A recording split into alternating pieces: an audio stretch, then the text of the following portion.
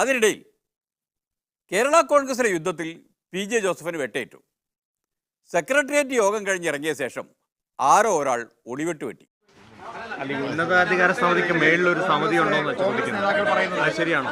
കേരള കോൺഗ്രസിന്റെ പ്രതിസന്ധിയിൽ ഇടപെടാൻ പ്രതിസന്ധി ഉണ്ടെങ്കിൽ കേരള കോൺഗ്രസ് പാർട്ടിയുടെ ഏറ്റവും പ്രധാനപ്പെട്ട സമിതിയായ സ്റ്റിയറിംഗ് കമ്മിറ്റി ചർച്ച ചെയ്ത് അതിനുശേഷം എല്ലാ ഘടകങ്ങളുമായി നേതാക്കളുമായി ചർച്ച ചെയ്ത് നമ്മുടെ സ്ഥാനാർത്ഥി തോമസ് ചാഴികാടനെ ലോക്സഭാ സ്ഥാനാർത്ഥിയായിട്ട് കേരള കോൺഗ്രസ് പാർട്ടിയുടെ ചെയർമാൻ പ്രഖ്യാപിക്കുകയുണ്ടായി. അദ്ദേഹത്തിൻ്റെ ഈ പറഞ്ഞ പാർട്ടി ചെയർമാൻ ഈ കാര്യങ്ങളത് എല്ലാവരോടും വിശദീകരിക്കുകയുണ്ടായി. അതിനപ്പുറത്തേക്ക് എനിക്കൊന്നും പറയാനില്ല. അവരെ എതിർത്താൽ അവരങ്ങ് എതിർക്കുക എന്നല്ലാതെ ജോസ്മോൻ കുലുങ്ങില്ല. ചുരുക്കി പറഞ്ഞാൽ ഔസേപ്പച്ചൻ കുടുങ്ങി.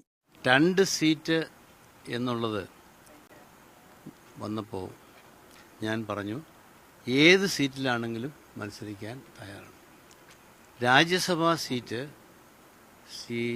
ജോസ് കെ മാണിക്ക് കൊടുത്ത സാഹചര്യത്തിൽ കോൺഗ്രസ് നേതാക്കൾ പറഞ്ഞു കോൺഗ്രസിന് അർഹതപ്പെട്ട സീറ്റാണ് കൊടുത്തുകൊണ്ട് അതൊരു സീറ്റായി കണക്കാക്കണം.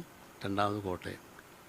ഏത് സീറ്റിലാണെങ്കിലും അടുത്ത ക്ലെയിം ഞങ്ങൾക്കാണ് എന്നുള്ളതിൽ വർക്കിംഗ് ചെയർമാൻ എന്നുള്ളതിൽ മത്സരിക്കുവാനുള്ള താല്പര്യം പ്രകടിപ്പിച്ചു. അത് അംഗീകരിക്കപ്പെടുമെന്നാണ് ഞാൻ കരുതിയത്. എല്ലാ ഘടകകക്ഷികളുടെയും ബന്ധപ്പെട്ട എല്ലാവരുടെയും അഭിപ്രായത്തെ അവഗണിച്ചുകൊണ്ടാണ് ഈ തീരുമാനം കൈക്കൊണ്ടത്. ഇനിയിപ്പോൾ എന്തു ചെയ്യും? ഔസേപ്പച്ചൻ എന്തു ചെയ്യും? എന്തു ചെയ്യാൻ ഒക്കും? അതാണല്ലോ ആലോചിക്കേണ്ടത്. ഈ അനീതിക്കെതിരെ യുദ്ധം ചെയ്യാൻ തയ്യാറായി രംഗത്ത് വന്ന് ഫൈറ്റ് ചെയ്യുക. ഇതിലേത് ജോസഫ് സ്വീകരിക്കുന്നത് എനിക്കറിയില്ല. ജോസഫിൻ്റെ സ്വഭാവം അനുസരിച്ച് ഫൈറ്റ് ചെയ്യാൻ തയ്യാറുള്ളവനാണെന്നാണ് എൻ്റെ ഒരു അനുഭവം. അതുകൊണ്ട് ജോസഫ് ഫൈറ്റ് ചെയ്യാൻ തയ്യാറായിട്ട് ഇറങ്ങി വന്നാൽ കേരളത്തിലെ ജനാധിപത്യ വിശ്വാസികളും മാന്യമര്യാദയുള്ളവരുടെയും പിന്തുണ ജോസഫിനോട് ഉണ്ടാവും. ജോസഫ് അതിന് തയ്യാറാകണം എന്നാണ് എൻ്റെ അഭ്യർത്ഥന. മാനം മര്യാദയുള്ളവരുടെ കാര്യം അവിടെ നിൽക്കട്ടെ. പി.സിയുടെ കാര്യം പറ. പി.സി പിന്തുണക്കുമോ? അത് പറ. അത് വളരെ ചർച്ച ചെയ്യേണ്ട കാര്യമാണ്. കാരണം ജോസഫിൽ നിന്ന് എനിക്ക് വേദനിക്കുന്ന അനുഭവങ്ങൾ ഉണ്ടായിട്ടുണ്ട്.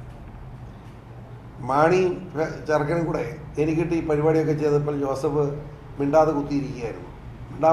മിണ്ടിയില്ലല്ലോ. അതുകൊണ്ട് ജോസഫിൻ്റെ കാര്യം വന്നപ്പം ജോസഫിനെ സഹായിച്ചു എന്ന് പറയുമ്പോൾ ഇനി അങ്ങനെ കയറി സഹായിക്കാൻ പറ്റില്ല. ചർച്ച ചെയ്യേണ്ടി വരും എങ്ങനെയാണ് എന്ന്. ഒരു ചർച്ചയുടെ അടിസ്ഥാനത്തിലല്ലാതെ ജോസഫിനെ സഹായിക്കാൻ വേണ്ടി ഇറങ്ങാൻ പറ്റില്ല. അങ്ങനെയാണെങ്കിൽ ഇനിയിപ്പോൾ ആരുണ്ട് ജോസഫിനെ സഹായിക്കാൻ? പി.ജെ. ജോസഫിന് സീറ്റില്ല എന്ന് പറഞ്ഞാൽ വർക്കിംഗ് പ്രസിഡന്റിനാണ് സീറ്റില്ലാത്തത്. ജോസഫ് എന്തിനാണ് ഇനിയും ആ പാർട്ടിയിൽ നിൽക്കേണ്ട കാര്യം? ഒരു സീറ്റ് ചോദിച്ച് കിട്ടുന്നില്ലെങ്കിൽ ആ പാർട്ടിയിൽ നിൽക്കേണ്ട കാര്യമുള്ളൂ. വേറെ പാർട്ടിക്കാരനല്ലല്ലോ പി.ജെ. ജോസഫ്. അദ്ദേഹം മുമ്പും ഇങ്ങനെ ചെയ്തിട്ടുണ്ട്. അന്ന് സീറ്റ് ചോദിച്ച് കിട്ടാത്തത് കൊണ്ട് അദ്ദേഹം ധീരമായിട്ട് മത്സരിച്ചു.